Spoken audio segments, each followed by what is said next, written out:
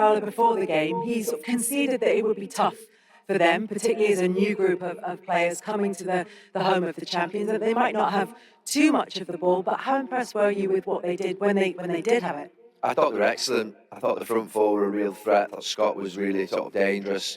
Semenyo obviously was a huge threat to Liverpool. They should have, as Jamie said, gone 1 or 2 up in the first half. They were creating big moments. It was also going to be tough for them, but it's a great performance from Bournemouth. It really was. Well, Arne Slot has made his way to join us. Arne, thank you so much. Congratulations on the victory.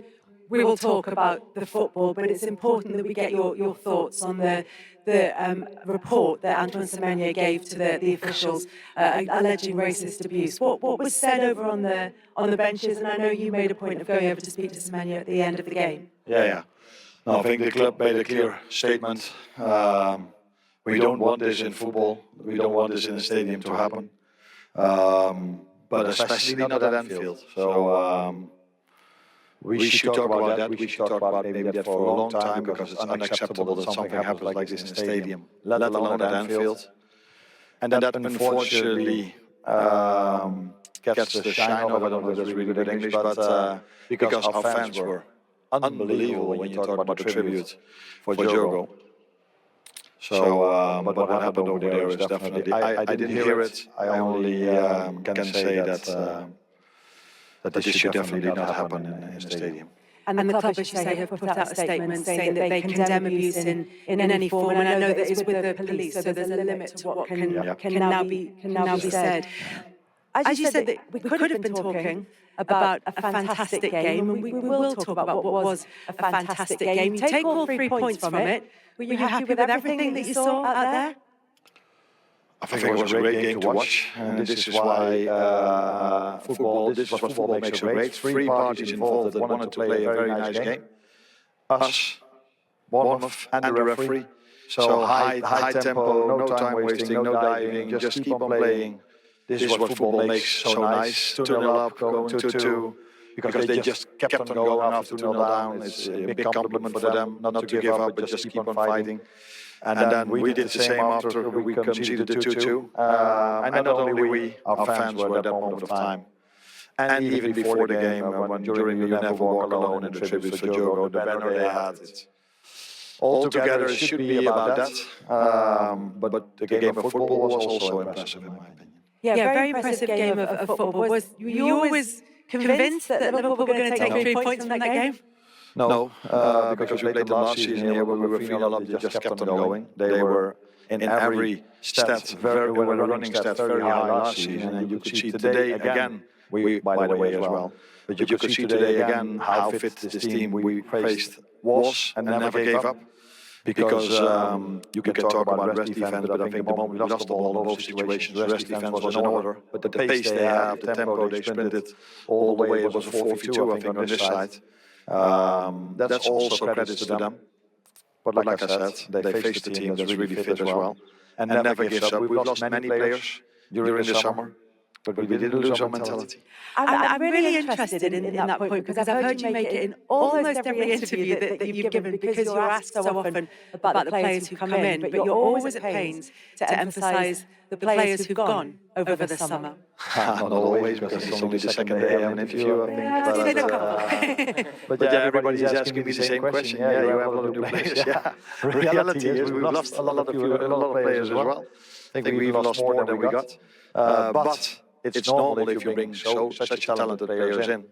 And you already won the league last season, that everybody's talking about that. But if you normally, when it was 2-2, I think these two know which player I was looking at that moment of time. I would love to bring Diogo Jota. But now I couldn't for terrible reasons. But now the fans and players that were still there did what he did so many times for us in the past. You just mentioned rest defence there, and it's been a problem in the pre-season, in the Community Shield, and here today. I think what stood out for me watching your Liverpool team last season was how much control you had in games, and I very rarely saw end-to-end games. I feel like I'm seeing that today and in the Community Shield. Is that a worry for you? Because there's a lot of attack talent on the pitch now that maybe wasn't there as much last season. not that we bring more bodies in front of the ball, maybe, but we do have players that are looking maybe for a final pass or a difficult solution in the end phase of an attack a little bit more, because they also have these passes than we had last season. And probably, I'm not talking about a player we lost, but I do talk about a player that was not available last week and not this week, and that's Ryan Gravenberch, who was last season very, very important in these moments as well. So with McAllister only being back 2 or 3 weeks in pre-season, we lost a little bit of that control in our midfield. But yeah, Ryan will be back next week, and Maka will be fitter again. And we need to find a better balance in taking risks, because against Palace we've lost 2 or 3 simple balls that led to counter-attacks. Where here we lost in the 2-1, we lost the ball with a trick as well. Could you believe what you were seeing? I mean, I was up on commentary, maybe even got a better view than yourself. I think there was 7 or 8 players in the box when the scores were 2-1. Are you sort of encouraging that, or would you be furious with that? No, depends on where the players of the opposition are. If they are standing over here at the halfway line, it would be stupid for us to be there with 7. But if they go with all players back in their own 18-yard box, we need to have a rest defense in order to be close and to them there as well. I think if you, I don't know if we can show this, but if you stop the play, Mo loses the ball, there's not such a big problem. I think the rest defense is in order.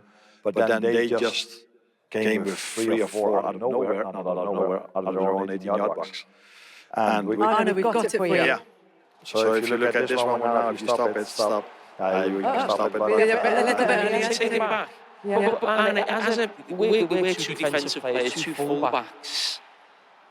Just take it back a little bit further if we can. A little bit further. We should play like this. No, it's fine. What I'm saying is, I don't like the fact that Liverpool's 2 full-backs at this stage of the game. Joe Gomez has made an inside run, Andy Robinson's in the box. That to me feels too much on the front foot. Depends on where their players are. And if I see it now and I see where Semenyo is, then you could argue if Robo should be this high for stop. For me, Robo should be where Semenyo is. And you can argue if all of our midfielders should go inside the 18-yard box now. But that's also who we were and who we are, and that's also why you see such a nice game if you watch Liverpool.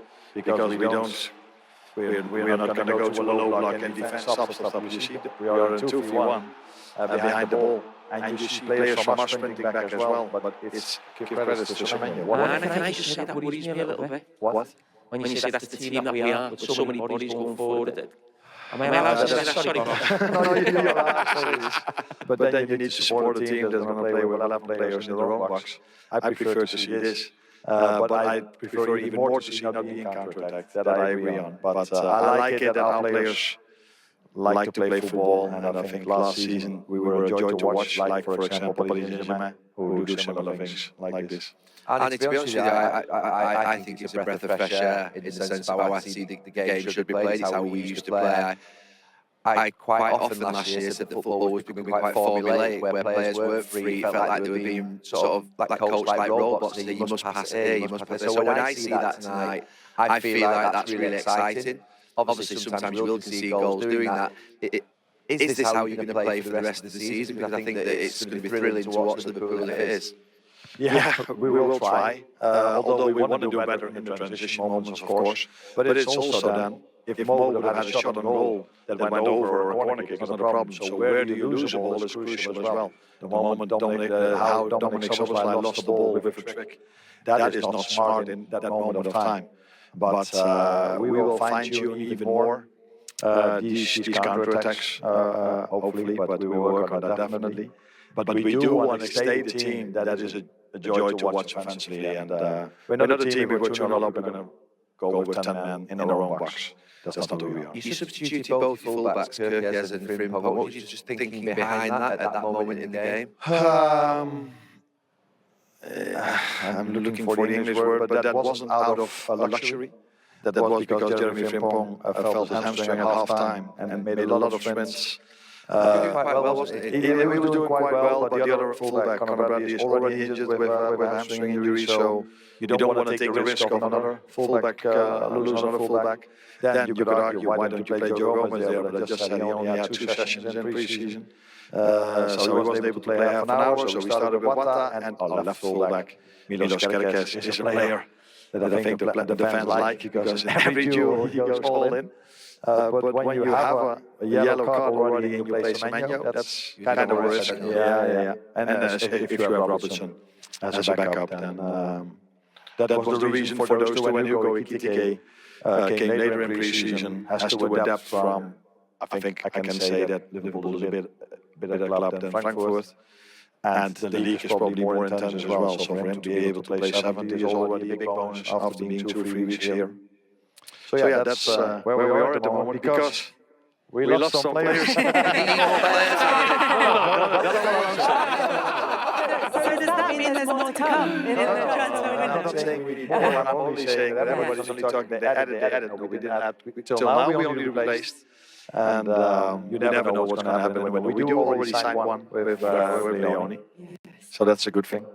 Anna, I will say, when we came here this evening, I did think you get support from this corner and criticism from that corner. It's not constructive, Kelly. Questions. Rafa Benitez, he had 4 defenders that never moved, he had 4 midfield players that never moved, he had 8 behind the ball every week. I'm one famous Champions League final. I spoke to Benitez and he said that's only because of Jamie. Anna, listen, we really appreciate you coming out. Thank you very much. Congratulations on the victory. Thank you. And it is job done as far as getting the result is concerned. Whether you two have concerns about Jamie, how the setup is and how that might look as the season goes on, or Gary, whether it's the kind of football that you played in that you enjoy watching, it is a style of football that clearly on a slot is going to be playing with. I get Carr's point. They're going to go to Newcastle, they're going to go and play Arsenal here in a few weeks. You can't obviously be that open at times, but because Liverpool got such a punch, if you just throw punches and go punch to punch with a lot of teams, you'll win most of your matches. And going and risking to win games. I mean, they had 7 or 8 players in the box at 2-1. If that's 3-1, you say that's brilliant. That's what we want to see. And I was so critical at times last season of seeing teams recycle the ball where they were basically sort of didn't know how to go forward. So when I watch a team like that runs forward, that passes forward, that commits players, that's got 2 fullbacks forward, that leaves 2 on 2 at the back, that to me is a thrill. That's what the Premier League is. Now I know that ultimately when we're talking about tactical football, later on in the season we'll be critical if we lost the league playing like that. But at this point in the season, I think you're okay to be able to do that. And I think they obviously have to sort it out in bigger games. They've obviously got players to come back. So I don't be too critical of it, because I think it does.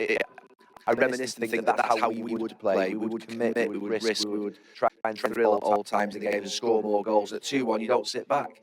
And that's what I think Liverpool have done. I can see why you're slightly worried. But let's see how they do against Newcastle and Arsenal. That will be a big test. Which are shortly further, and of course we bring you that game between Newcastle and Liverpool might well be an interesting one given the transfer speculation. He talked about Giovanni Leone, who has come into the club. He's a young defender, young Italian defender, and is one for the future. But I'm going to start talking about him as very much part of that Liverpool squad. How far away is he? Main rivals. We'll discuss that next.